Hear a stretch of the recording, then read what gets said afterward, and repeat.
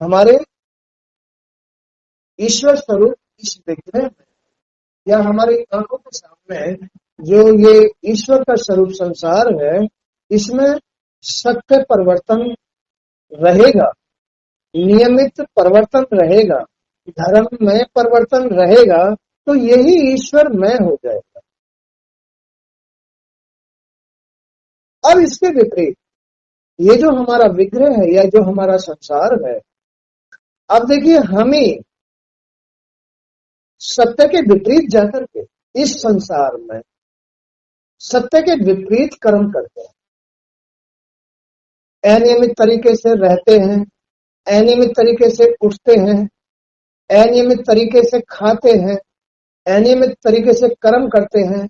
हम इसमें सच्चाई को धारण नहीं करते हैं। ईश्वर तो सच्चाई को धारण करके रहता है, ईश्वर तो सच्चाई के विपरीत जाता ही नहीं है, धर्म के विपरीत जाता ही नहीं है। इसलिए जो ये ईश्वर का स्वरूप है संसार, हमारा विग्रह, अनियमित रहकर, अनियमित खाकर, सोचकर, ऐसे प्रयोग करके ये कलयुगी हो जाता है।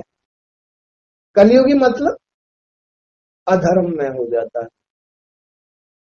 धर्म के नियम के विपरीत हो जाता है, जिसका फल, जिसका परिणाम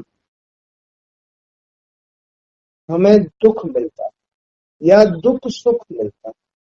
कभी हमने इसमें दान कर लिया, कभी किसी की सेवा कर ली, कभी कोई तीर्थ कर लिया, या कभी हमने थोड़ा बहुत भजन कर लिया, तो वो हमारा पुण्य बनता है। इसके विपरीत कभी हमने स्वार्थ में कर्म किया, कभी लोभ में कर्म किया, कभी क्रोध में कर्म किया, कभी अहम में कर्म किया, ये हमारा पाप बनता है, माने कि दुख बनता है। इसलिए इस संसार में जीने के लिए, इस संसार में जीने के लिए, ये जीव की बात है, इस संसार में जीव ही पैदा हुआ है, जीव ही इसमें कर्म कर रहा है, जीव का ही परिणाम बनता है। ये जीव के लिए ही है संसार, जो सत्य स्वरूप है। अब इसमें ये जीव भी सत्य ही है, ईश्वर का ही अंश है, इसका ही ईश्वर का ही स्वरूप है। तो अब देखते हैं कि ये जीव इस संसार में जो ईश्वर का स्वरूप है, जो जीव ईश्वर का अंश है, वो इस संसार में कैसे रहता है। ये जीव लोभ के साथ रहता है, क्रोध के साथ रहता है, या अहंकार के साथ रहता है, या भूल के साथ, अधर्म के साथ, या अनियमित कैसे रहता है, इसके ऊपर निर्भर करता है। ये धर्मी है या अधर्मी है, ये अपने माँ बाप का ध्यान रखता है या नहीं रखता है, ये सच्चाई का ध्यान रखता है या नहीं रखता है, ये उस अपने परमेश्वर परमात्मा को, जिसने जीव को पैदा किया है, प्रकट करके भेजा है अपने आप में से, क्या वो अपनी सच्चाई को बना के रखता है या नहीं रखता है, इस जीव के ऊपर निर्भर है। ये जीव की परीक्षा है, ये इस जीव का इस संसार में अपना माहौल है कि वो कैसा माहौल बना के जीता है। तो यहाँ यही समझाया गया है कि भगवान आपकी अनुभूति, आपकी चित्त शक्ति अमोघ है। अनुभूति, ये जो जीव है इस संसार में जो भी अनुभव कर रहा है, जीव उसके लिए कह रहा है कि प्रभु इस संसार में आपकी अनुभूति करना, आपकी चित्त शक्ति यानी जो ये जीव है इसका स्थिर रहना, शांत रहना, सत्य में रहना, उसको चित्त कहते हैं। तो ये जीव इस बात को कह रहा है कि प्रभु इस संसार में आपकी अनुभूति करना बड़ा कठिन है। ये संसार बहका के ले जाता है, अपनी तरफ खींच लेता है, इसमें ऐसा कुछ आकर्षण है इस संसार में। क्या आकर्षण है?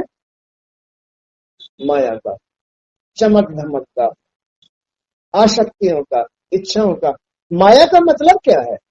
आसक्तियां, इच्छाएं, तुष्टि, है ना, भूख, प्यास, सर्दी, गर्मी, ये सब माया है। लेकिन ये जीव तो माया नहीं है, ये जीव तो सत्य है, ये जीव तो ईश्वर का अंश है। अब ये शरीर भी माया नहीं है, ये भी ईश्वर का ही रूप है। लेकिन इसमें ये माया है क्या? माया है बस भूख, प्यास, गर्मी, सर्दी, इच्छाएं, तृष्णाएं, ये सब माया है। अब ये कैसे जागृत होती हैं? इंद्रियों से जागृत होती हैं। देखा, वाह, ये चीज तो मेरे लायक है, ये घर तो मेरे लायक है, अरे मुझे गाड़ी भी खरीदनी है। तात्पर्य यह है कि ये इंद्रियां हमारी इच्छाओं को बनाने का कार्य करती है। कान हुए, आंख हुई, नाक हुई, जीभ हुई, ये त्वचा हुई, ये सब हमारी इच्छाओं को जागृत करते हैं, भावनाओं को जागृत करते हैं, तृष्णा जागृत करती है, हमारी सोच को बदलते हैं। क्या करती है? सोच को बदलती है। माने कि ये हमें सत से संसार में ले जाती है। इस संसार में, इस शरीर में माया, ये माया है जो हमारी सोच को, हमारे चित्त को, जो स्थिर है, जो सत्य है, उससे भंग कर देती है, हमें संसार में ले जाती है, आसक्तियों में ले जाती है, इच्छाओं में ले जाती है, हमारी भावनाओं को सत्य से विपरीत कर देती है। यही कहा है कि आपकी अनुभूति करना प्रभु, इस संसार में आपकी अनुभूति करना बड़ा कठिन है। आपकी चित्त शक्ति बड़ी अमोघ है। चित्त शक्ति, आपकी चित्त शक्ति बड़ी अमोघ, अनमोल है, बड़ी अनमोल है। हम बहुत कोशिश करते हैं इसको स्थिर रखने की, क्योंकि हमें इसकी कीमत पता है। जब चित्त शांत होता है तो बड़ा आनंद होता है, कोई ना भय होता है, ना कोई टेंशन होती है, ना कोई इच्छा होती है, ना आशा होती है, ना तृष्णा होती है। तो कहा है कि आपकी चित्त शक्ति बड़ी अमोघ है, अनमोल है। आप जीव और प्रकृति से परे हैं प्रभु। जीव और इस प्रकृति से, ये जो हमारा शरीर संसार है, विग्रह है, आप इससे भी और इस जीव से भी बहुत परे हैं। जो न कभी बदलते हैं, न कभी असत्य होते हैं, न कभी उनके अंदर इच्छा जागृत होती है, न तृष्णा जागृत होती है।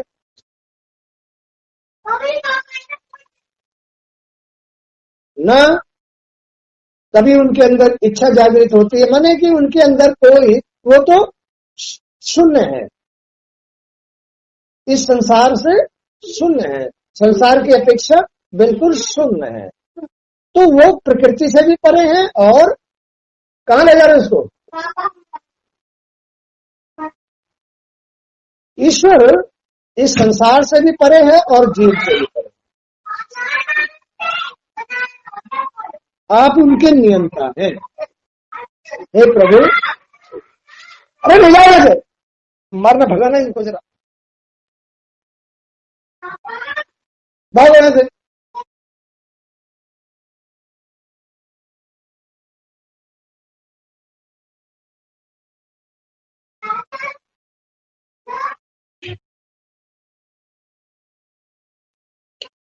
तो प्रभु आप उनके नियंता हैं और उन्हें स्फूर्ति प्रदान करते हैं। कौन? ईश्वर। अब ये अलग बात हो गई। इसके अंदर ये जो संसार है, ये जो हमारा विग्रह है, एक तो ये चीज है और एक इसमें जीव है।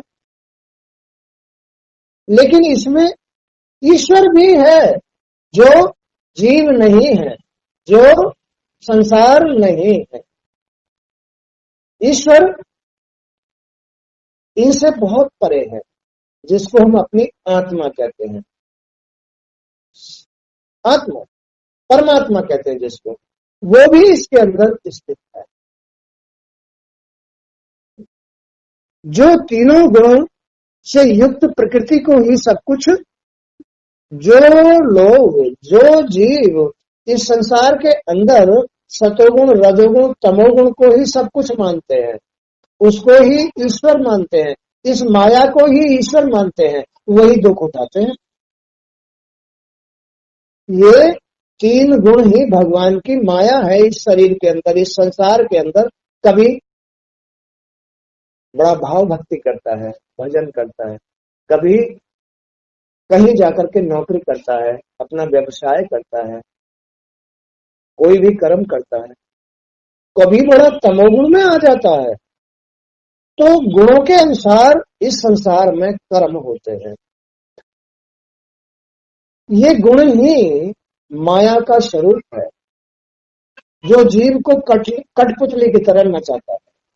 ये तीन गुण ही इस जीव को कठपुतली की तरह नचाते हैं, सोच को बदलते रहते हैं। कभी बड़ी सुंदर सोच बनती है, कभी संसार में घुसने की सोच बनती है, कभी अपना ही अहित करने की सोच बन जाती है, बुरी बुरी सोच। तो इस संसार के अंदर जो ये तीन गुण हैं, यही जीव को कठपुतली की तरह नचाते हैं। लेकिन अब ना तो ये जीव ईश्वर हुआ, ना इसके अंदर तीन गुण जो आ गए, इसलिए ये भी ईश्वर नहीं रहा। अब ईश्वर तो इन दोनों से बहुत परे है, जो बिल्कुल सत्य है, परमात्मा का स्वरूप है, निराकार है, आत्म स्वरूप है।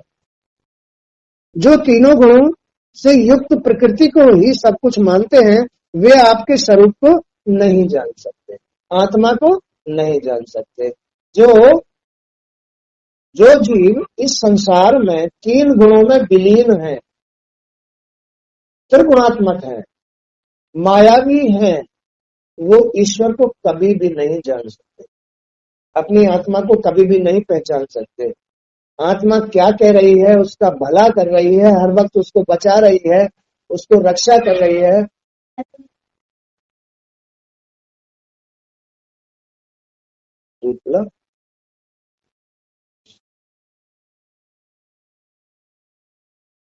तो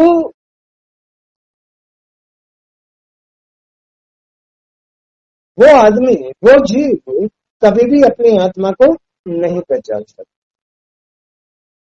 अपने ही अंदर बैठे परमात्मा को नहीं पहचान सकता, जब तक वो त्रिगुणातीत है, जब तक वो तीनों गुणों में युक्त है, जब तक त्रिगुणातीत